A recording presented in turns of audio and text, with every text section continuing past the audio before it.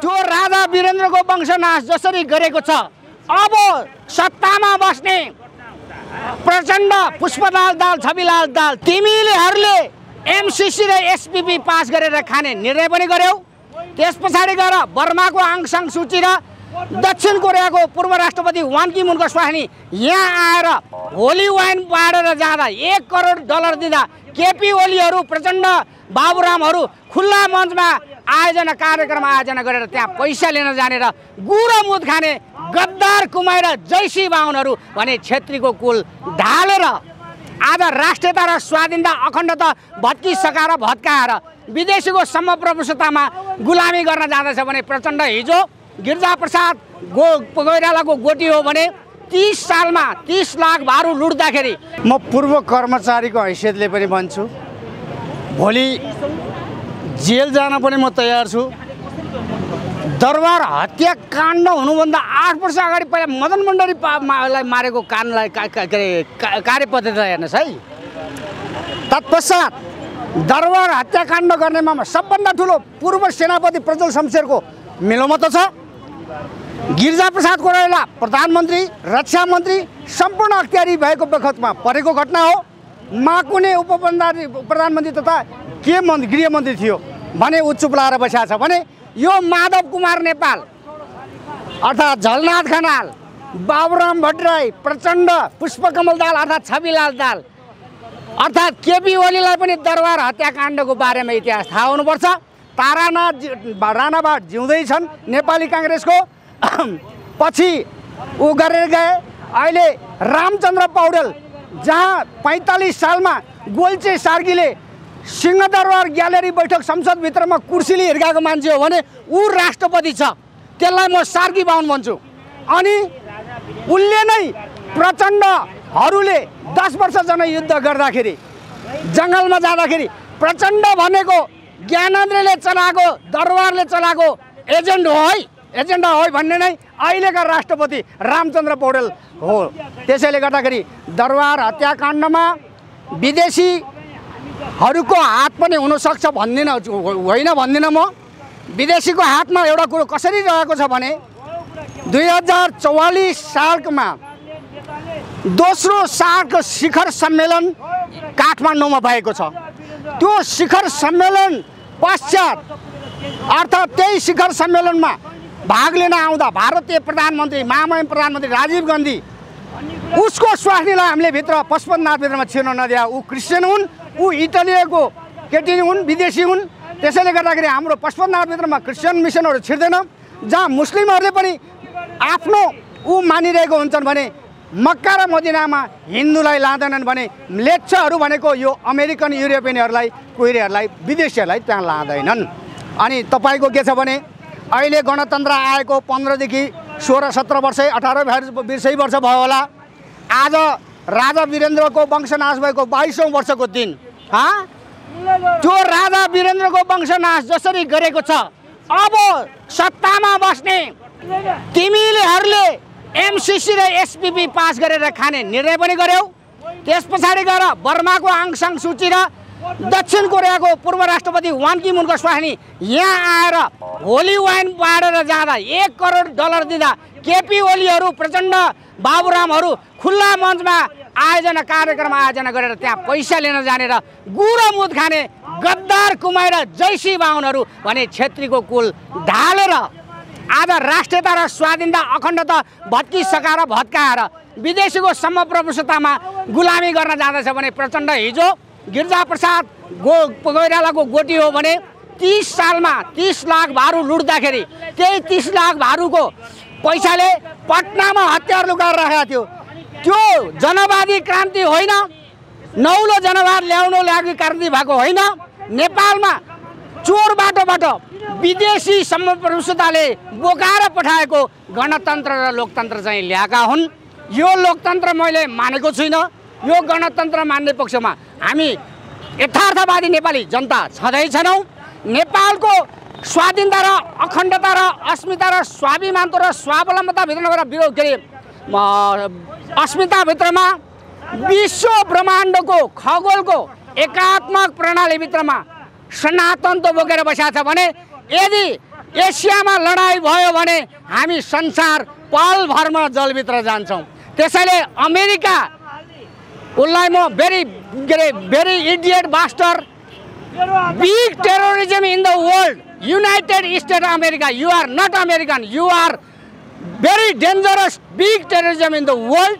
And why you coming to crash the Asian country? You want to fight other countries as other, and why you want to blow the bomb and gun, and why you crash the other countries nation? भने नेपाललाई सिद्ध्याउनको लागि झन्नै 60 वटा राष्ट्र मध्येमा सबभन्दा बढी पैसा गर्ने खर्च गर्ने नर्वे, त्यहाँदेखि गएर अरू जर्मनहरु पनि छन्, फ्रान्सहरु पनि रहेछ, बेलायत पनि रहेछन्, अरू देश पनि लागेका छन्। भने नेपालको अस्तित्व नामेड भयो भने हामी संसारमा सबै स्वाहा हुन्छ। भने बाँच्नु छ भने विश्व ब्रह्माण्डमा नेपाल हिजोको विश्वको माझमा विराट हिन्दू अधिराज्य अर्थात् विशाल हिन्दू अधिराज्य अर्थात् विशाल नेपाल अधिराज्य भनेर हामी नेपालले परिकल्पना गरेको सायद 1779 मा राजगद्दी चढेका स्वर्गीय श्रीपाद बडा महाराज पृथ्वीनारायण शाहले यो नेपाल एकीकरण गरेर विशाल नेपाल अधिराज्य बनाइदिएका हुन्।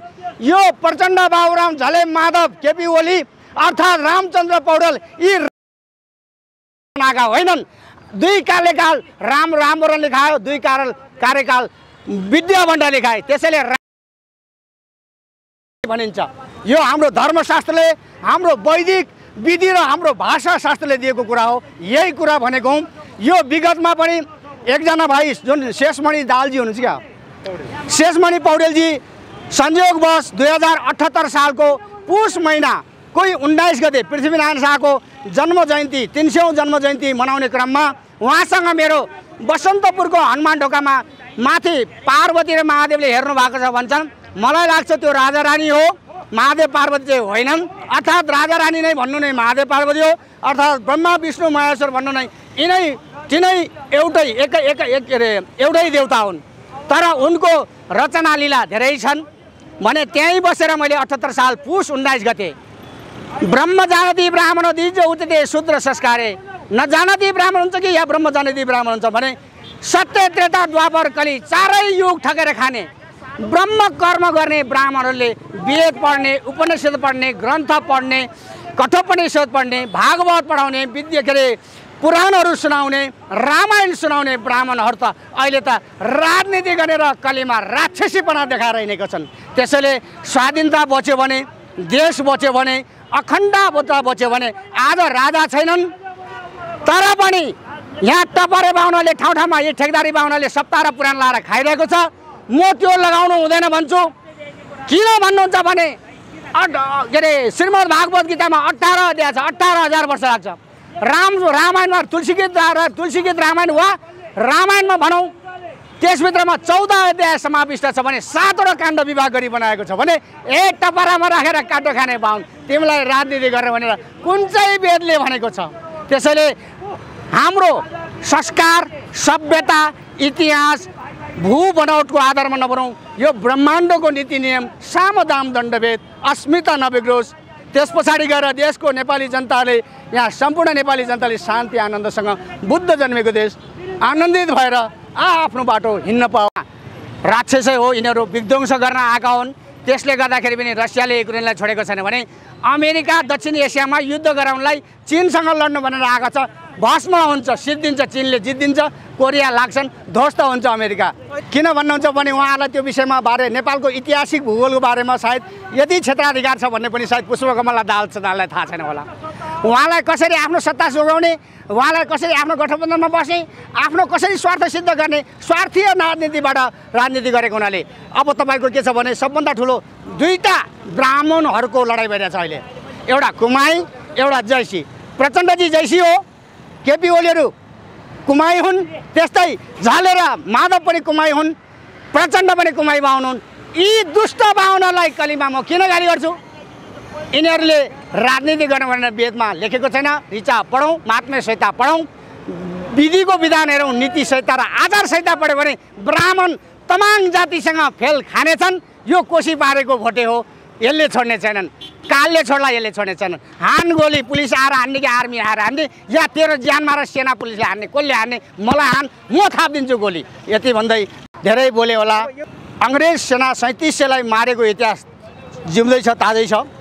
त्यस पछाडि ब्रिटिस साम्राज्यवादीहरूले पनि नेपालको राज संस्था फाल्नको लागि र नेपालको राज संस्थालाई निमित्यान पार्नको लागि धेरै खर्च गरेका हुन्।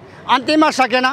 जहाँ लुई 16औँलाई काटेर फुटबल खेलाएका हुन् ओलिभर क्रम्बेलले 16औँ राजालाई बेलायतका भने 11 वर्षपछि फेरि त्यही 16औँ राजाका सन्तानमा बेलायतकी महारानी एलिजाबेथ गार्डालाई किन प्रतिस्थापन गरियो भने अहिले नेपालको दरबार हत्याकाण्ड त भारतीय विस्तारवादी त सबभन्दा मिलेकै हुन्छ।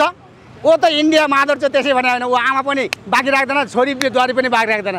त्यसैले हम मादर जात कहेंगे तुमको, तुम सतवा हो, तुमको आगे अगर कोई कटवा बढ़ जाएगा सतवा कुछ नहीं करेगा, युद्ध हो जाएगा, संसार ध्वस्त हो जाएगा। तर नेपालको अस्मिता र अखण्डतामा नेपालको राज संस्थालाई जुन विस्थापित, जुन विधिवत मारियो, घटना घटाइयो, यो 44 सालको एउटा सानो अवस्था भारतीय प्रधानमन्त्री राजीव गान्धीको स्वास्नीलाई 55 नाथभित्रमा छिर्न नदिएको एउटा रिस चाहिँ हुनसक्छ।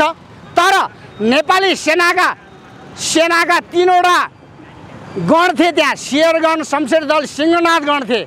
त्यसभित्रको ब्रिगेडियर रोडमा 3टा व्यक्ति हेर्नुहोस्, गेहेन्द्र बोहरा, पूर्व मोतीलाल बोहराको आइजिपीको छोरा, अर्को राजबहादुर खड्का, अर्को एउटा के भन्ने एडेसी छन्। त्यो एडेसीहरू अहिले अस्ट्रेलियामा लुकेर बसेको छ कि फ्रान्सतिर छ कि बेलायततिर छ कि जर्मनतिर छ, मलाई थाहा छैन। जे होस्, रातदर र हत्याकाण्ड गराउँदाखेरि सेनाको ठुलो हात छ। यो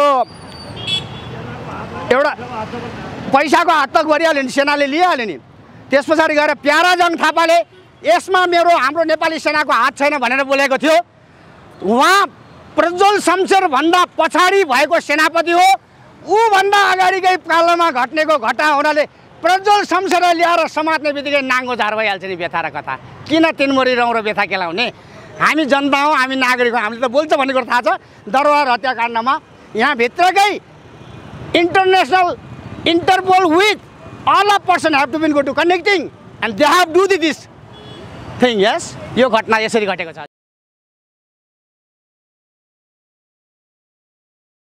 हामी के गरिरहेका छौं?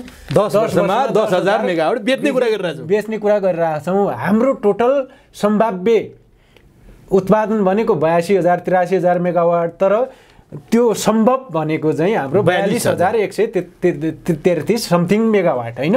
अब हामीले ऊर्जा मन्त्रालयको थिङ्क ट्याङ्क वेक्सकै रिपोर्टलाई आधार मान्ने हो भने पनि हामीलाई 2040 मा कति मेगावाट चाहिने रहेछ भन्दाखेरि 9.2 ग्रोथ रेट 50,000 मेगावाट चाहिन्छ। तर हाम्रो टोटल उत्पादन कति रहेछ? 42,000। हामी आफैलाई आफू अँध्यारोमा बसेर 10 वर्षमा भारतले बिजुली बेच्ने हामीलाई पुग्दैन यो रिपोर्ट अनुसार हैन। तर अब हेर्नुस्, हाम्रो मन्त्रालय अहिलेको सरकारले के गरिरहेछ?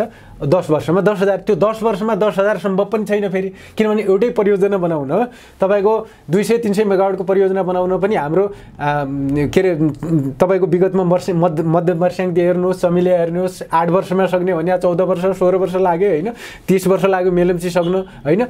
अब यो हाम्रो आयोजना निर्माणको जुन गतिविधि आदि इत्यादि छ, यो पनि धेरै ढिला सुस्ती, धेरै एकदमै त्यो कस्ट ओभररन गर्न पनि त्यो कृत्रिम रूपमा त्यसको समयावधि बढाउने परिपाटी छ। अर्को कुरा, त्यसका लागि रकम जुटाउने कुरा छ। किन भन्दाखेरि नेपालमा आज नेपाली लगानीकर्ताले केही राम्रा आयोजना पनि बनाएका छन्, सानो होला, तर विदेशी खास गरी इन्डियन कम्पनीहरूले जति पनि आयोजना होल्ड गरेका छ कुनै पनि अगाडि बढेका छैनन्। 1-2 वटा अरुण बाहेक आज जिएमआरले अप्रकरण लगेको 16 वर्ष हुन लाग्यो, उसले लगाउने जुटाउन सकेका छैन। त्यो भएर नेपालबाट यो 10 वर्षमा 10,000 मेगावाट भनेको चाहिँ यो काइमेरिक भन्छ नि, काल्पनिक, यो काल्पनिक कुरा हो र यो चाहिँ नेपाललाई अल्झाइ राख्ने हो। यो इन्डियाको के चाल हो भनेदेखि तपाईको अब यो यो कन्सेप्ट चाहिँ फेरि अहिलेको नयाँ होइन। इन्डियाले नेपाल र भुटानमा 10 वर्षमा 10,000 मेगावाट बिजुली किन्ने कुरा स्वयं समयमा 2008मा प्रस्ताव गरेको थियो। यसको लागि म थोरै एउटा ऐतिहासिक कुरा पनि यहाँ जोड्न चाहन्छु। यसको कुरा के थियो भन्दाखेरि यो पनि अघि हामीले भन्यौँ नि नीति निर्माण या सबै कुरा विदेशीबाट यहाँ के अरे यहाँ के रोक्ने के खाने भन्ने कुरा त नीति विदेशले बनायो भनेर यहाँले भनिन्छ घुसपैठ हुन्छ होइन। र यो बिजुली भारतलाई बेच्नुपर्छ भन्ने कुरा पनि हामीले के हो भन्दाखेरि हरिमान श्रेष्ठले सन् 60को दशकमा 1965मा उहाँले रसियाबाट पिएचडी गर्नुभयो र उहाँको स्टडीले 83,000 मेगावाट सम्भाव्य देखाइसकेपछि त्यसपछिका वर्ल्ड फोरमहरूमा इनर्जी फोरमहरूमा नेपालको बिजुलीले उत्तरी भारतमा चाहिँ औद्योगिकरण गर्ने एउटा कन्सेप्ट त्यहाँ विचारोपण भएर भारतले निरन्तर रूपमा त्यो कुरा लबी गर्दै आयो। नेपाल पनि खालि जस्तो मिडल इस्टहरूले जस्तो यो खनिज तेल बेचेर जसरी पैसा कमाएर आएको छ नेपालले पनि यो हाइड्रो बेचेर पैसा कमाउनुपर्छ भन्ने किसिमको त्यो जबरजस्त त्यो कन्सेप्ट चाहिँ घुस्यो। त्यो कन्सेप्ट चाहिँ घुसिसकेपछि त्यो कर्मचारी तन्त्र र पोलिसी मेकरबाट त्यो कन्सेप्ट चाहिँ कहिले त्यसले वैकल्पिक किसिमले सोच्नै सकेन र त्यसलाई संस्थागत गर्न के पनि भइदियो भने भारतका एकजना ठुला पत्रकार थिए बिजी भर्गिस भन्ने सन् 60 तपाईँको 80को दशकमा उनले धेरै लेखे नेपालको जलस्रोतले भारतको औद्योगिकरणमा टेवा पुग्नेछ र यसबाट नेपाल पनि फाइदामा जानेछ भनेर त्यही अवधारणा अनुसार चाहिँ कर्णाली चिसापानीको कन्सेप्ट चाहिँ पञ्चायतकालमै आएको हो। त्यसका लागि 250 जना विद्यार्थी रुड्की इन्जिनियरिङमा पढ्न पनि पढाएको हो। पछि त्यसमा चाहिँ भारतले आफ्नो सेक्युरिटी फोर्स राख्नुपर्ने भएपछि पञ्चायत सरकार चाहिँ त्यहाँबाट ब्याक भएको अवस्था हो। र यो सबै कुरा हेर्दाखेरि चाहिँ के भन्दाखेरि अब नीति निर्माण त हो भने विदेशी। अब मैले यो कुरा किन जोड्न चाहेको भने 2008 अर्थात् 2065 सालमा नेपालमा 62-63 को परिवर्तन लगत्तै के भयो भन्दाखेरि पिटिसी इन्डिया भन्ने पावर ट्रेड कर्पोरेसन भन्ने त्यहाँको ऊर्जा दलाल कम्पनी र नेपालको एकजना यो निजी क्षेत्रको ऊर्जा उत्पादन कम्पनीहरूको एउटा सङ्गठन छ इप्पान भन्ने, त्यसले एउटा संयुक्त रूपमा इनर्जी समिट गरेको थियो नेपालमा। 64 सालमा दोस्रो पटक गर्यो, 65 सालमा तेस्रो पटक गर्यो। त्यो 64-63 को इनर्जी समिटको बेला चाहिँ 64मा खास गरिकन त्यो बेला पिटिसी इन्डियाको चेयर हुनुहुन्थ्यो तन्त्रनाथ ठाकुर भन्ने। टिएन ठाकुर नेपालमा आएको बेला उनले चाहिँ यो कुरा विचारोपण गरेर गएको थिए र काठमाडौँ पोस्टको त्यो बेला थिरलाल भुषाल भन्ने पत्रकारले उहाँको इन्टरभ्यू लिनुभएको थियो र त्यो इन्टरभ्यूमा नेपालले 10,000 मेगावाट 10 वर्षमा निकाल्यो भने हामी चाहिँ किन्न तयार छौँ, भारतमा इनर्जी डिमान्ड चाहिँ यति हाई भइरहेछ भनेर उहाँले त्यो भनिसकेपछि त्यो 10,000 मेगावाटको कन्सेप्टले चाहिँ नेपालको इनर्जी सेक्टरमा प्रवेश पायो। त्यसपछि त्यो 65 को जुन इनर्जी समिट भयो त्यसमा प्रधानमन्त्री प्रचण्ड हुनुहुन्थ्यो। उहाँ त्यो समिटलाई उद्घाटन गर्न जाने कार्यक्रम थियो तर उहाँ जान सक्नु भएन र वामदेव गौतम गृहमन्त्री तथा प्रधानमन्त्री हुनुहुन्थ्यो। उहाँले प्रधानमन्त्री प्रचण्डको त्यो भाषण चाहिँ पढ्नु भएको थियो, त्यसमा पनि त्यो कुरा घुसिएको छ हामी 10 वर्षमा 10,000 मेगावाट निकालेर भारतमा निर्यात गर्छौँ भने। त्यसपछि 65कै के भयो भन्दाखेरि त्यही 65-66 को वैशाखमा होला पटनामा होइन 65कै उसमा 64मा टिएन ठाकुरले त्यो प्रस्ताव गरिसकेपछि प्रचण्डले 65 को असोजमा कार्तिकमा त्यो इनर्जी समिटमा त्यो कुरा हाल्नुभन्दा अगाडि भारतको बिहारको पटनामा एउटा इनर्जी समिट अर्थात् नेपाल भारत समिट भएको थियो। त्यसमा हिस्ला एमीले चाहिँ नेपाल डेलिगेसन लिड गरेकी थिइन्। त्यसमा सीपी गजुरेल पनि हुनुहुन्थ्यो, त्यसमा प्रदीप गिरी पनि हुनुहुन्थ्यो, त्यसमा हरि रोका लगायतका नारायण वाग्ले लगायतका धेरै प्रतिनिधिहरू त्यसमा हुनुहुन्थ्यो। नारायण वाग्ले भन्ने पत्रकारले त लेख पनि लेख्नु भएको थियो त्यसमा। र त्यो इनर्जी समिटमा पनि टिएन ठाकुर त्यहाँ पनि पुगेका थिए पटनामा। उनले त्यही कुरा दोहोऱ्याएको थिए नेपालले 10,000 मेगावाट निकालोस् भारत किन्न चाहन्छ भनेर भनेका थिए। र त्यो समिटमा त्यो बेलाको प्लानिङ कमिसनको भाइस चेयर शङ्कर शर्मा जो अहिले भारतको लागि राजदूत हुनुहुन्थ्यो उहाँ पनि जानुभएको थियो। उहाँ पटनाबाट फर्केर आइसकेपछि रिपोर्टर्स क्लबमा कार्यक्रम गरेर ओहो भारतको विद्युत माग चाहिँ 2 लाख मेगावाट रहेछ, नेपालले चाहिँ यो 10 वर्षमा 10,000 मेगावाट निकालेर भारतलाई बेच्ने हो, हामी बेचिहाल्नुपर्छ भनेर उहाँले त्यहाँ पनि घोषणा गर्नुभएको थियो। त्यो बेला हामीले शङ्कर शर्माको त्यो भनाइ मिडियामा आइसकेपछि त्यसमा ग्रुप मेम्बरलाई डिस्कस पनि गरेका थियौँ र मैले के पनि क्वेसन गरेको थिएँ भने शङ्कर शर्मा भारतको योजना आयोगको उपाध्यक्ष हुन् कि नेपालको, किनभने उनलाई नेपालको विद्युत माग कति हो, आगामी 10 वर्षको माग कति हो, 20 वर्ष हो थाहा छैन, तर उहाँलाई भारतको माग यति हो, हामीले बेचिहाल्नुपर्छ भन्ने कोणबाट कुरा गर्नु यो चाहिँ अन्यथा हो, गलत हो भनेर हामीले त्यसरी खण्डन गरेका थियौँ। र यसरी तन्त्रनाथ ठाकुरले विचारोपण गरेको त्यो 10 वर्षमा 10,000 मेगावाटको कन्सेप्टलाई कसरी संस्थागत गर्यो भने त्यो बेला त्यसपछि प्रचण्ड नेतृत्वको सरकारले 10 वर्षमा 10,000 मेगावाट बिजुली उत्पादन गर्ने भनेर एउटा सोमनाथ पौडेलको संयोजकत्वमा एउटा कार्यदलै गठन गर्यो। त्यो बेला कार्यक्रम गरेर 10 वर्षमा 10,000 मेगावाट बिजुली उत्पादन गरेर भारतलाई बेच्ने कुरा त्यही बेला सुरु गरे। त्यसपछि त त्यो 66 पछिको त आज 10 वर्ष त कति भयो? 14 वर्ष 14 वर्ष भयो। 14 वर्षमा त त्यो त उत्पादन भएर बेचिसक्नु पर्ने भएन हैन। त्यो प्रचण्ड सरकार विघटन भइसकेपछि फेरि अर्को फन्डा आयो। अर्को फन्डा के आयो भनेदेखि त्यसपछि माधव कुमार नेपालको नेतृत्वमा अर्को सरकार गठन भयो। माधव कुमार नेपालले त के गर्नुभयो भने सत्ता भागभण्डा मिलाउनको लागि हामी नेपालमा जलस्रोतको धनी देश भन्ने जलस्रोत हेर्ने समग्रमा एउटा जलस्रोत मन्त्रालय थियो। त्यो मन्त्रालयलाई नै उहाँले विघटन गर्नुभयो। नेपाल जलस्रोतमा धनी भनिएको छ तर त्यो स्रोत हेर्ने मन्त्रालय छैन। उहाँले के गर्नुभयो? जलस्रोत मन्त्रालय फुटाएर ऊर्जा तथा सिँचाइ आयोग बनाउनु मन्त्रालय बनाउनु भयो। र त्यो मन्त्रालय बनाइसकेपछि उहाँले के गर्नुभयो भन्दाखेरि तपाईँको अब 10 वर्षमा 10,000 किन नेपालले 20 वर्षमा 25,000 मेगावाट निकाल्ने भनेर अर्को आयोग बनाउनु भयो। र त्यो 25,000 मेगावाट बिजुली बेचेर भारतलाई उत्पादन गरेर भारतलाई बेच्ने कुरा गर्नुभयो उहाँले। र त्यसका लागि फेरि उहाँले यो किशोर थापा डाक्टर किशोर थापाको संयोजकत्वमा अर्को आयोग बनाउनु भयो। र ती दुईटै आयोगमा कतिपय उनै पात्रहरू थियो जुन अहिले पनि यो इनर्जी उसमा पनि ती पात्रहरू जोडिया छन् हैन। भनेपछि हाम्रो के भयो भन्दाखेरि विदेशीले एउटा कन्सेप्ट फुराइदिने त्यो कुरा लागू हुन सक्ने हो कि होइन अध्ययन छैन होमवर्क छैन बोल्दिने अनि रातारात आयोग बनाउने आफ्ना मान्छेहरू भर्ती गर्ने जागिर खुवाउने अनि त्यो कार्यान्वयनमा नआउने त्यो प्रतिवेदन लगेर सिंहदरबारको उसमा थन्क्याउने। अरू ती प्रतिवेदनका आधारमा पछि अब यस्ता सन्धि सम्झौता हुने ती सन्धि सम्झौता पनि नेपालको अहितमा हुने। यो हास्यास्पद हो। अहिले यो पनि हास्यास्पद हो। अब तपाईँको 10,000 मेगावाटका लागि चाहिने आवश्यक पुँजी कति? त्यो पनि 10 वर्षमा एउटा आयोजना सकिँदैन अनि त्यो 10,000 मेगावाटको परियोजना सकिन्छ? ती फाल्तु कुरा भयो हैन त। यो होइन, यो असम्भव नहोला हैन, तर एकदमै चुनौतीपूर्ण कुरा हुन्। र यो अब असम्भव किन नहोला भनिरहेको छु भन्नु। तर यहाँले भनेको तथ्यले त असम्भवै देखाएको। हैन, मैले असम्भव किन भन्दाखेरि जस्तो नेपालसँग पर्याप्त पुँजी हुन्थ्यो, नेपालसँग त्यो किसिमको मेन पावर हुन्थ्यो, टाइममा हुन्थ्यो हैन, एउटा पोलिटिकल स्टेबिलिटी हुन्थ्यो भने त त्यो सम्भव थियो। अब नेपालसँग पुँजी पनि छैन, नेपालसँग त्यो किसिमको स्किल मेन पावर पनि छैन, राजनीतिक अस्थिरता यस्तो छ हैन, विदेशी त्यस्तो च्याङे थापेर बसिया छ हैन, उ त दाउपेचमा भनेपछि यो त जनतालाई अलमला मनको लड्डु घिउसँग खाने अनि यसमा विदेशी लागि चाहिँ विदेशीको हात चाहिँ माथि पार्ने हैन। अब यो सम्भव कुरा गर्ने नि हामीले। अब इन्डियाको के छ भने अहिले हाम्रो पछिल्लो पटक इनर्जीकै कुरा गर्दाखेरि एउटा कुरा नछुटोस्, अब यो जुन ग्लोबल वार्मिङ तपाईँको क्लाइमेट चेन्जको कुराहरू छ, हामीले यो COP16 देखि पेरिस डिक्लेरेसन भन्नेमा जुन हामीले सहमति जनायौँ, जस्तो कार्बन इमिसन चाहिँ 1.5 मा झार्ने, अब पछिल्लो पटक त अझै यसलाई 0 इमिसनमा जाने कुराहरू आइरहेछ उत्सर्जनलाई हैन।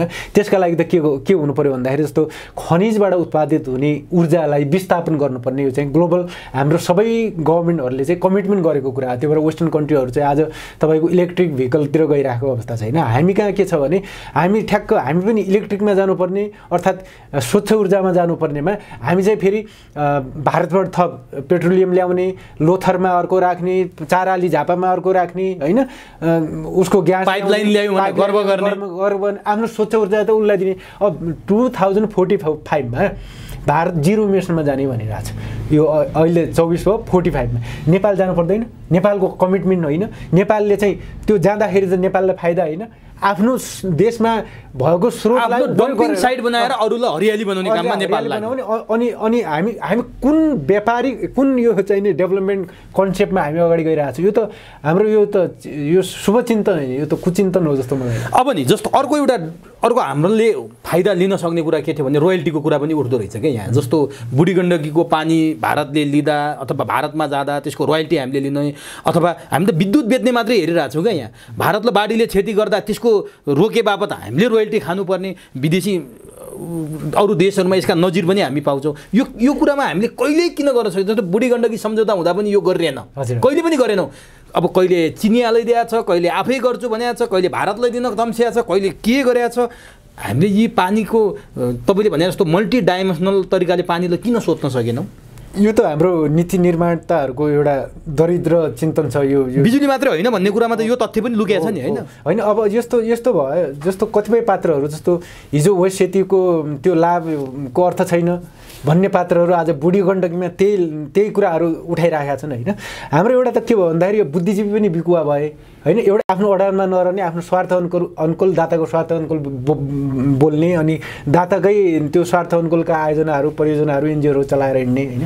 र अर्को कुरा के भइदियो भन्दाखेरि जस्तो यहाँले भनेको कुरा सही हो, यो भारतमा पनि यसको नजिर त होला नि त। यहाँले भनेको कुरा सही हो। हामीले अब यो कुरा चाहिँ कर्मचारी तन्त्रले नेपालको सुन्नै चाहँदैन, यहाँको टेक्नोक्रेटले सुन्नै चाहँदैन। टेक्नोक्रेट र कर्मचारी तन्त्रले पानी जलस्रोत प्राकृतिक स्रोतलाई हेर्ने भनेको दोहन भन्छ कि उनीहरूले, एक्सप्लोइटेसन भन्छ कि।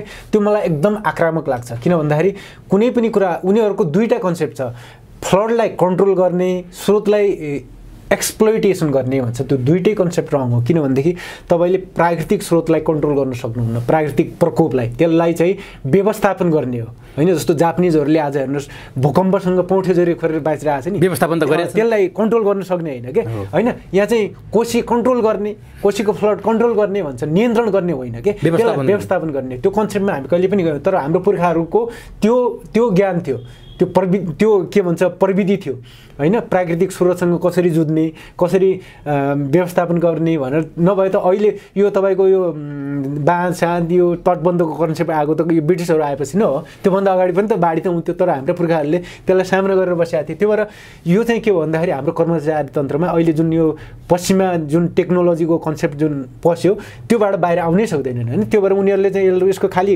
टेक्निकल पार्ट हो र यसको आर्थिक पार्ट मात्रै हेर्छ, यसको सामाजिक, यसको सांस्कृतिक, यसको सामुदायिक, यसको पर्यावरणीय पाटो उहाँहरूले हेर्नै चाहनुहुन्न, उहाँले उच्चारणै गर्नुहुन्न होइन। त्यो भएर एउटा त्यो समस्या भयो। अर्को कुरा के हो भन्दाखेरि जस्तो भारतसँग हामीले माथिल्लो तटीय अधिकार अर्थात् हाम्रो नेपालमा बन्ने जलाशय परियोजनाहरू छन्। त्यो परियोजना बनेपछि भारतमा हुने बाढी नियन्त्रण र त्यहाँ सुक्खामा हुने सिँचाइको जुन उसलाई लाभ हुन्छ त्यसको सुनिश्चितता हुनुपर्छ। यो प्र्याक्टिस अहिलेसम्म निःशुल्क उसले उपभोग गरिरहेको होइन। अहिलेको सवालमा त्यो भएको छैन। यो जस्तो भविष्यमा बन्ने जलाशय परियोजनाको हकमा मात्रै हो। अब यहाँ चाहिँ एउटा कुरा के छ भने पानी बगै छ, भारतले प्रयोग गर्दा के भयो भने हामीले त्यो बगिरहेको पानीको कुरा गरे होइन। जस्तो भोलि मानिलिउँ सप्तकोशी हाइड्याम बन्यो, अहिले सप्तकोशीमा जति पानी बग्छ भोलि हाइड्याम बनेपछि त्यो त बर्खाको पानी थुनिन्छ, बर्खाको पानी थुनेर हिउँदमा पानी बिजुली निकाल्दाखेरि बढी छोडिने हो। त्यो भनेपछि अहिले जति पानी छ त्योभन्दा त बढी पानी जान्छ नि त्यहाँ। बुढी गण्डकीको सवालमा पनि त्यही हो, कर्णाली चिसापानीको पनि त्यही हो, वेस्ट सेतीको पनि त्यही हो होइन। तपाईँको जलाशय परियोजना जति पनि हुन्छन् त्यो बर्खाको पानी थुनेर हिउँदमा छोड्ने हो कि। त्यो भनेको के भयो, सरप्लस वाटर, अतिरिक्त पानी छोड्दाखेरि त्यसको रोयल्टी। किनभने भारतले त्यो त शीतैमा पाउने भयो। अब त्यो शीतैमा पाएर उसले त्यो पहिल्यै प्रयोग गरिसकेपछि भोलि नेपालले त्यो प्रयोग गर्न पाउँदैन भनेर उसले त्यो शारदाको सवालमा त्यो कुरा उठाइरहेको छ। जस्तो तल्लो शारदा ब्यारेज शारदाभन्दा 160 किलोमिटर तल बनाएको छ। त्यो शारदाबाट उसले पूर्व पश्चिम नहर लगेर जुन पानी प्रयोग गरिरहेको छ पञ्चेश्वरमा त्यो पानी घटाउनुपर्छ भनेर पछिल्लो पञ्चेश्वरको विवाद त्यसमा हो कुरा, नेगोसिएसन मिल्न नसकेको। त्यसमा चाहिँ कर्मचारी भनेर सबैलाई दोष दिनु हुँदैन, देशभक्त कर्मचारी पनि छन्। देशभक्त कर्मचारीमा एकजना बेलवासे सर हुनुहुन्थ्यो, माधव बेलवासे, उहाँले त्यसमा स्ट्रङली त्यसमा अडान लिनुभयो र त्यो अडान लिइसकेपछि त्यो कुरा चाहिँ अड्किरहेको अवस्था छ होइन। भनेपछि भारतले भोलि मानिलिउँ बुढी गण्डकीको सरप्लस पानी पहिले प्रयोग गर्यो, नेपालले त्यसको केही योजना बनाएन, भोलि भारतले के भन्न सक्छ, नेपालले म प्रयोग गर्छु भन्दाखेरि होइन त्यो त मलाई असर पर्ने गरिकन तैँले पानी प्रयोग गर्न पाउँदैनस्, यो नजिर छ भनेर त्यो कुतर्क गर्न सक्छ। किनभने त्यो कुतर्क उसले तल्लो शारदामा गरिसकेको छ। अब यो लाभ लिने कुरा के छ भन्दाखेरि तपाईँको जस्तो विश्वमा यो अमेरिका र क्यानाडाको कोलम्बिया ट्रिटी उनीहरूले 1940मा नेगोसिएसन गरेको अमेरिकाले क्यानाडासँग 1961मा मात्रै त्यो सम्झौता भयो। हेर्नुहोस् त्यति लामो एक्सर्साइज हुन्छ। 1961मा कोलम्बिया ट्रिटी साइन भइसकेपछि क्यानेडियन पार्लियामेन्टले चाहिँ 1964मा मात्रै त्यसलाई अप्रुभ गर्यो। त्यसपछि क्यानाडालाई 3वटा मिका डङ्कन र एउटा नाम बिर्से 3वटा बाँध बनाउन अमेरिकाले क्यानाडालाई पैसा पनि हालिदियो 50% होइन। अनि हरेक वर्ष बाढी नियन्त्रणको पनि पैसा दिन्छ, रोयल्टी डलरमा लाखौँ, सिँचाइको पनि दिन्छ होइन। र त्यो अभ्यास चाहिँ साउथ अफ्रिकाको बिचमा लेसोथो भन्ने राष्ट्रले पनि 18 घन्टा मिटर पानीको पैसा लिइरहेको छ भनेपछि हामीले भोलि भारतसँग त पैसा छैन, राजस्थानमा हाम्रो पानी लैजाने कुरा छ, दक्षिण भारतमा पानी लैजाने कुरा छ, उसले त रिभर लिङ्किङको खाका कोरिया छ नेपालमा जलाशय परियोजना बनाएर पानी लैजाने भनेर। अनि त्यो पैसाको हामीले रोयल्टी अहिले नै नेगोसिएसन त्यो दिशातिर किन नलैजाने भन्ने हाम्रो सवाल हो। त्यो कुरा चाहिँ हाम्रो सरकारी तहबाट अहिलेसम्म पनि पेश भएको छैन। तर बङ्गलादेशले आफ्नो कुरा प्रष्ट रूपमा भारतलाई त्यसरी राखेको छ। र अर्को कुरा यहाँलाई म के भनौँ भने भारतको ऊर्जा मन्त्री जलस्रोत मन्त्री आउनुभएको थियो सैफुद्दिन सुन आउनु भएको थिएन होइन, उहाँ नेपाल भ्रमण पनि आउनुभयो। कोशी डिजास्टर जुन भयो 2065 भदौ 2 गते जुन बाँध फुटेपछि BBC नेपाली सेवाले त्यो सैफुद्दिन सोज भन्ने भारतीय जलस्रोत मन्त्रीसँग इन्टरभ्यू गरेको थियो। त्यो इन्टरभ्यूमा चाहिँ मलाई लाग्छ पत्रकार नवीन सिंह खड्काले लिएको इन्टरभ्यूमा उहाँले सोध्नु भएको थियो भारतको नेपालको जलस्रोतमाथिको स्वार्थ के हो भनेर प्रश्न छ। त्यो पछि नेपाली टाइम्स भन्ने पत्रिकामा पनि त्यो प्रकाशित भएको छ अङ्ग्रेजीमा। त्यसमा उहाँले प्रष्ट रूपमा भनेको छ भारतको नेपालको जलस्रोतमाथिको हाम्रो पहिलो भनेको flood control, second irrigation, third by product electricity हो। तर हाम्रो नेपालको हाम्रो पोलिसी मेकर हाम्रो नेता राजनीतिक दलहरूको दृष्टिकोण हेर्नुहोस् त के भन्छन्, नेपालको भारतलाई हामीले पहिलो बेच्ने बिजुली हो, अरू त यो बगिरहेको पानी हो। त्यो त मतलबै छैन। त्यो भएर हामी भनेको कस्तो भने यो कस्तुरीको पीडा तर आफ्नो बास्ना थाहा छैन होइन, भारतलाई बास्ना थाहा छ, ऊ चाहिँ शिकार गर्न बसिरहेको अवस्था छ होइन। त्यो भएर यो कुरा चाहिँ हामीले यसरी बुझ्नुपर्छ। र अर्को कुरा म के भनौँ भने भारतले यसका लागि एउटा म उदाहरण पेश गर्न चाहन्छु। एउटा भारतको विदेश सचिव हुनुहुन्थ्यो यो मुकचन्द दुबे भन्ने मान्छे, पछि उहाँ राजदूत पनि हुनुभयो। मुकचन्द दुबेले एउटा किताबमा के लेख्नु भएको छ, some reflection on Indo Nepal relations भन्नेको पेज नम्बर तपाईँको 51मा हेर्नुहोस् है। यो जुन सिँचाइ र बाढी नियन्त्रणको लाभको सवालको कुरामा चाहिँ भारतले नर्थ इस्ट इन्डियाको अरुणाचलमा दिहाङ ड्याम बनाउने भयो। दिहाङ ड्याम मलाई लाग्छ 2800 मेगावाटको हाराहारीमा जलाशय परियोजना। त्यो परियोजना बनाउँदाखेरि चाहिँ बङ्गलादेश र भारतको तल्लो तटीय दुवै देशको तल त्यो बाँधदेखि तलको भूभागमा चाहिँ 1 मिटर यहाँ लेखेकै छ 1 मिटर चाहिँ यो बाढी नियन्त्रण हुने भयो होइन। बङ्गलादेशमा 1 मिटर बाढी नियन्त्रण हुनु भने त्यो त सी लेभलबाट धेरै नजिक छ, थोरै माथि छ होइन। बङ्गलादेशलाई त निकै फाइदा हुने भयो। अनि के गरेछन् इन्डियन ब्युरोक्रेट्सले भन्दाखेरि होइन हामीले बङ्गलादेशसँग यसको मूल्य कायम गर्नुपर्छ होइन, किनभने यो बङ्गलादेशलाई त 1 मिटर लाभ हुने भयो, त्यो फाइदा त सित्तैमा पाउने भयो हरेक वर्ष, यसको पैसा हामीले रोयल्टी लिनुपर्छ भन्दाखेरि अनि दुबेले के तर्क गरेछ भने त्यसो भने नेपालसँग भोलि के हुन्छ, यो नजिर हामीले बङ्गलादेशसँग अहिले 1 मिटरको पैसा लियो भने भोलि त नेपालमा त हामीले शब्दकोशी बनाउने होइन, तपाईँको शब्दकोशीले सिङ्गो बिहार जोगाउने कुरा भइरहेछ, कर्णाली चिसापालले समग्र युपी जोगाउने कुरा भइरहेछ, बुढी गण्डकी लगायतका 22वटा जलाशय परियोजना नेपालमा बन्दैछन्। हामीले 22वटा जलाशय परियोजनाको रोयल्टी हामीले नेपालले दिन सक्छौँ? यो कुरा हामीले अन्डरमाइन गरौँ, मिनिमाइज गरौँ भनेर त्यो कुरा नै उनीहरूले छोडिदिए। नेपाललाई दिनुपर्छ भन्दा बङ्गलादेशलाई दिने कुरा नै छोडिदिए भनेपछि उनीहरू रणनीतिक किसिमले त्यसरी आइरहेका हुन्छन्। हाम्रा सबै यहाँ चाहिँ अब के भयो भने सबै नुन खाएका कुखुरा जस्ता भनौँ। अब म अन्तिमतिर छु, यहाँसँग कुराकानी धेरै लामो गर्ने इच्छा त थियो तर समय अझै 1 घन्टाभन्दा माथि जाला जस्तो देखियो। मैले अब छोटकरीमा जस्तो लिपुलेक लिम्पिया धुराको बारेमा पनि यहाँको त पुस्तकै आयो, त्यो पुस्तकले निकै चर्चा पनि कमायो, त्यो बेला पनि यहाँसँग कुरा गऱ्यौँ। पछि केपी शर्मा ओलीले उहाँको नेतृत्वमा संसदबाट त्यो चुच्चे नक्सा पारित गरेको कुरा चाहिँ बडो अहिले पनि भजाइराख्नु भएको छ। भलै अब त्यो के का लागि हो त्यो पुस्तक समेत बाहिर आएन, यहाँले त कहिले पनि चुच्चे नक्सा भनेर स्वीकार गर्नु भएन। इपिजी को बारेमा पनि अहिले कुरा भएन, यो चुच्चे नक्साको सीमाको विषयमा पनि कुरा भएन। अझै अर्को कुरा त केही मान्छेहरू यहाँ भन्छन् कि बङ्गलादेशसम्म जाने बाटोको लागि त्यो लिम्पियाधुरा लिपुलेकलाई साटौँ न त भन्ने बहस पनि गर्छन्। यी कुरा कतिको वैज्ञानिक छन्, यहाँको विचारमा के छ? र अहिलेको यो विदेश मन्त्रीको भ्रमणमा यी कुनै विषय पनि उठेनन्, यसलाई चाहिँ अब यहाँ विदेश मन्त्रीको भ्रमणमा त भारतले भनेको 3वटा कुरा, यो सिमानाको कुरा पनि यो वार्ताको सूचीमा नराखौँ, सन् 50को सन्धिको कुरा पनि इपिजी पनि नराखौँ होइन।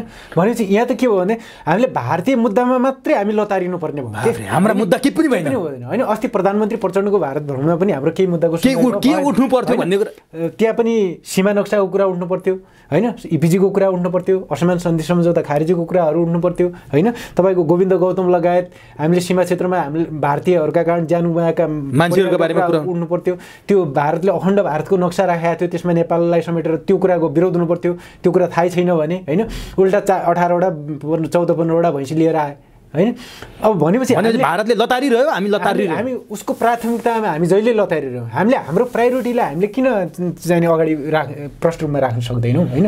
यो कुरा एउटा। अर्को कुरा, अब सीमाकै कुरा गर्दाखेरि हामीले त के अरे नरेन्द्र मोदीको नेपाल भ्रमणको बेला परराष्ट्र सचिव स्तरीय सीमा सम्बन्धी कुरा सुल्झाउने भनेर एउटा समिति गठन गरेको हो नि, त्यसलाई किन बिउताइएन? अर्थात् त्यसलाई त्यो मुद्दालाई, जस्तो हाम्रो त एकदमै सबभन्दा ठुलो पीडा त सीमाको हो नि, किनभने त्यहाँ त विदेशी आएर बसिएको छ। अब मोदी नै त्यहाँ गएर भ्रमण गरिराखेको अवस्था छ, साट्ने कुरा गर्न थालिसक्यो। अब त्यो कुरा के हो भन्दाखेरि, जस्तो यहाँले भनेको चुच्चे नक्सा स्वीकार्ने भन्दाखेरि फेरि मान्छेले त्यो नक्सा नेपालको भूभागमा परेको कुरा अस्वीकार गरेको भन्ने अर्थ लाग्छ। त्यो होइन होइन, त्यो नामाकरण सम्बन्धमा मेरो असहमति हो। त्यो नेपालको पूर्ण नक्सा हो, लिम्पियाधुरा सहित समेटिएको भूभाग चाहिँ नेपालको पूर्ण नक्सा हो, चुच्चे होइन। चुच्चे होइन, संसारमा कहीँ पनि चुच्चे बुच्चे भन्ने नक्सा हुँदैनन्। नक्सा कति किसिमका हुन्छन्, नक्सा पोलिटिकल नक्सा हुन्छ, नक्सा तपाईँको भौगोलिक नक्सा हुन्छ, तपाईँको कार्टियोग्राफिक नक्सा हुन्छ हैन, कन्टुर म्याप हुन्छ हैन, यस्तो पो नक्सा हुन्छ त, चुच्चे नक्सा भन्ने हुन्छ। त्यो चाहिँ एउटा के अरे नापी विभागको पूर्व एउटा यहाँ सीमा बजाएर एउटा नाम र फेमको लागि काम गरिरहेको मान्छे छ, पदमा हुँदाखेरि चाहिँ सिमानामा केही पनि गरेन, मलाई लिम्पियाधुरा थियो भन्ने थाहै छैन, कालीको मुहान भनेर 57 सालमा किताब लेखेका मान्छे रातारात सीमाविद भएर यहाँ उफ्रिरहेछन्। जबकि त्यो मान्छेले 1992मा बुद्धिनारायण श्रेष्ठले चाहिँ बोर्डर स्तम्भ चाहिँ सीमा स्तम्भ सार्नुपर्छ भनेर सही गर्ने मान्छे बुद्धिनारायण श्रेष्ठ आज भारतले सीमा स्तम्भ सार्यो भनेर किताब लेखेर बसिरहेको छ। त्यो नैतिकता त्यो मान्छेलाई छैन हैन। अब यस्ता पात्रहरूले चाहिँ यसलाई चुच्चे नक्सा भनिरहेछन्, त्यो गलत कुरा हो। र अर्को कुरा, भारतसँग बङ्गलादेश पुग्ने बाटो मागेर लिम्पियाधुरा लिपुले कालापानी त्यो पनि उहाँले नै उठाउँछ भनेर त्यही मान्छेले भनिरहेको छ। अस्ति प्रचण्ड भारत जानु अगाडि पनि ब्रिफिङ गरेछ, प्रचण्डले आएर पनि त्यही कुरा भने। त्यो गलत कुरा हो, त्यो कुराको खण्डन हुनुपर्छ। त्यो कुरा चाहिँ किन गलत हो भने बङ्गलादेशसम्म होस् कि तपाईँको समुद्रसम्म पुग्ने एउटा एक्सिस भन्नु पार्वन सुविधा नेपालले अन्तर्राष्ट्रिय कानुन अनुसार पाउने नेपालको मौलिक फन्डामेन्टल राइट्स हो। यो कसैको दयामायाबाट पाउने कुरा होइन, कसैलाई भूमि दिएर माग्ने कुरा होइन। त्यसमा पनि अर्को कुरा के हो भनेदेखि भारतीय प्रधानमन्त्री आइके गुजराल 2054 सालमा नेपाल भ्रमणमा आउँदाखेरि त्यो बेला चन्द माले सरकार थियो, राप्रपा र वामदेव नेतृत्वको मालेको गठबन्धन सरकारको बेला आइके गुजराल आउँदाखेरि चाहिँ नेपाललाई बङ्गलादेशको बङ्गलाबारी फुलबारी बङ्गलाबन्द बाटो दिने सहमति भइसक्यो। अब त्यो सहमति भएको कुरालाई कार्यान्वयनमा ल्याउने कि भारतले जबरजस्ती हडपेको हाम्रो भूमिलाई साटेर त्यो बाटो माग्ने, त्यस्तो पनि तर्क हुन्छ? त्यो त बेकुफी हो। त्यो उहाँका तर्क किन यस्ता हुन्छन्? उहाँले फेरि उहाँका प्राय यस्ता हुन्छन्। काली नदी पनि उहाँले नक्कली काली नदीमा मानिरहनु भएको छ। उहाँको कुतर्क के छ भने, अर्को के छ भने, होइन हामीले त नेपालले चीनसँग पनि सीमा साटेको छौँ हैन, त्यसमा किन विवाद भएन? त्यो के भन्छ, महाकालीमै शारदा ब्यारेज बनाउँदाखेरि 4000 सुगौली नै उहाँले मकवानपुर नेर भनिदिनु, त्यो पनि गलत छ। मैले सबै खण्डन गरिरहेको छु हैन। अर्को कुरा, उहाँले बङ्गलादेश र इन्डिया बीचको जुन 111वटा इन्क्लेभहरूको कुरा छ, त्यो पनि एक्सचेन्जको कुराहरू उदाहरण दिइराख्नु भएको छ। यहाँ म आम दर्शकहरूलाई के कुरा अवगत गराउन चाहन्छु भने, हामीले के भ्रममा नरहौँ भने, हो नेपालले चीनसँग सीमा साटेको हो, नेपालले कञ्चनपुरमा शारदा ब्यारेज बनाउँदाखेरि 4000 एकड जमिन साटेको, तर त्यो के जमिन हो भने, त्यो जमिन कञ्चनपुरमा भारतले जबरजस्ती हडपेर नेपालले साटेको जमिन होइन। त्यो चाहिँ आपसी नेगोसिएसनमा हामीले आवश्यक पर्दाखेरि साटेको। भलै त्यसमा पनि विवाद छ, त्यो जमिनको हामीले पूर्ण सट्टा भर्न पाएको अवस्था छैन हैन। कञ्चनपुरको सवालमा चीनसँगको सवालमा के हो भने, चीनसँगको हाम्रो पहिलो वैज्ञानिक सीमाङ्कन चाहिँ 18 सालपछि जुन 19 सालमा जुन सम्झौता भयो, त्यो सम्झौतापछि चाहिँ हामीले हुन त बिपी कोइरालाको पालामा सम्झौता भयो, त्यसपछि फलोअप ट्रिटीहरू भए सीमा सम्बन्धी, र त्यो सम्झौतामा हाम्रो के दुई देशबीच सौहार्द किसिमको के एउटा वातावरण बन्यो भने हामीले यो पहिलो पनि परम्परागत सीमारेखा त थियो, तर परम्परागत सीमारेखाको क्रममा तेरो मेरो पर्न आउँछ कहिलेकाहीँ। त्यस्तो तेरो मेरो परेको भूभाग चाहिँ हामी आपसी समझदारीमा सल्टौँ भन्दाखेरि दुई देशले हुन्छ भनेर सहमति जनाए। त्यो हामीले चीनले मिचेको नेपाली भूमि चीनसँग साट्या होइन र नेपालले मिचेको चिनिया भूमि चीनले नेपालसँग साट्या होइन। यो कुरामा हामी क्लियर हुनु पर्यो। अब बङ्गलादेशको सवालमा कुरा गर्दाखेरि पनि कुरो के हो भन्दाखेरि बङ्गलादेशले जुन भारतसँग 151 वटा र भारतले बङ्गलादेशसँग जुन 51 वटा गाउँ साट्यो, त्यो गाउँको हिस्ट्री चाहिँ 16औं 17औं शताब्दीतिर पुगिने रहेछ। त्यो बेला चाहिँ त्यो वेस्ट बङ्गाल अहिले जुन वेस्ट र इस्ट बङ्गाल भन्ने पछि ब्रिटिसहरूले त्यसलाई पार्टिसन गरे। समग्र बङ्गालको त्यो कालखण्डमा चाहिँ त्यो क्षेत्रमा दुईवटा स्टेट रहेछ, एउटा कुचबिहार, अर्को चाहिँ म ठ्याक्कै नाम बिर्सेँ। त्यो दुईवटा स्टेटका राजाहरूले चाहिँ ती कन्क्लेभहरू त्यो गाउँ बस्तीहरूलाई चाहिँ कौडामा पासामा दाउमा लाउने, कहिले यता पर्ने कहिले उता पर्ने त्यो परिपाटी रहेछ। पछि भारत पार्टिसन भयो। पार्टिसन हुँदाखेरि त्यो भाग चाहिँ इस्ट पाकिस्तानमा पर्यो। इस्ट पाकिस्तानमा पर्दाखेरि चाहिँ कुचबिहार चाहिँ यता इन्डियातिर आयो, अनि त्यो अर्को भूभाग चाहिँ उतै पाकिस्तानतिर गयो। पछि 71मा पाकिस्तानबाट बङ्गलादेश स्वतन्त्र भयो र त्यो मुद्दा चाहिँ पेन्डिङ अल्झिराखेको थियो। त्यसपछि बङ्गलादेशले भारतसँग त्यो मुद्दा सल्टाउनलाई नेहरूको पालादेखि होइन, सरी नेहरू त बितिसकेका थिए, त्यो भन्नु त्यहाँ 71देखि को प्राइम मिनिस्टर सायद मलाई लाग्छ इन्दिरा गान्धीको पालादेखि त्यो नेगोसिएसन उनीहरूले जारी राखे। त्यसका लागि भारतमा के रहेछ भन्दाखेरि संविधान संशोधन गर्नुपर्ने रहेछ। हुँदा त्यो प्रक्रियाले लामो समय लिइसकेपछि भारतले संविधान पनि संशोधन गरेर नेगोसिएसनमा त्यो भूमि चाहिँ ती 51 वटा र 151 गाउँहरू चाहिँ एक्सचेन्ज गरेको। अब यहाँ कुरो के होइन भने त्यहाँ पनि भारतले बङ्गलादेशले मिचेको 151 वटा गाउँ उसलाई दिएको, अर्थात् बङ्गलादेशले भारतलाई मिचेको गाउँ पनि त्यहाँ साटेको होइन। अब यहाँ त के हो भने कालापानी लिम्पियाधुरा लिप्लेको त भारतले मिचेको ठाउँ हो, त्यो हामीले किन साट्ने भारतसँग। अर्को कुरा सिलगढी करिडोरको कुरा त त्यो समग्र तपाईँको 7 सिस्टर भन्छ नि नर्थ इस्टको जुन भारतको 7 वटा प्रान्तहरू छ त्यसलाई जोड्ने स्ट्राटेजिक तपाईँको रणनीतिक महत्त्वको ठाउँ हो। त्यो त भारतको लागि त जीवन मरणको, भारतले केही भनेको छैन। अब त्यो पात्र चाहिँ यो हो र त्यो जस्तो हाम्रो लिम्पियाधुरा लिपुलेकलाई चाहिँ विषयान्तर गर्न त्यो कुरा अहिले होइन, तपाईँको यो 72 सालमै एउटा राजेश्वर देवकोटाको संयोजकत्वमा एउटा कार्यक्रम भएको थियो आयोजनामा बालुटारमा, त्यहाँ पनि त्यो कुरा बोलेको थिएँ। त्यहाँ बोल्दाखेरि सबले झपारेपछि ल मैले मेरो शब्द फिर्ता लिएँ भनेर त्यो त्यहाँ बोलेका छन्। कारोबार दैनिकमा पनि इन्टरभ्यू दिएको थिएँ।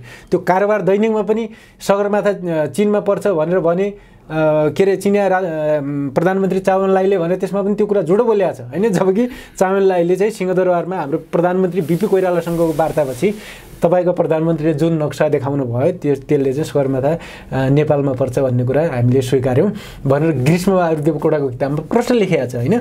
अब त्यो बेला चीनले हामीसँग एउटा सौहार्द चाउनलाई नेपालको असल मित्र हुनुहुन्थ्यो, हामीले सगरमाथाको विवाद त्यसरी सुल्झाएको।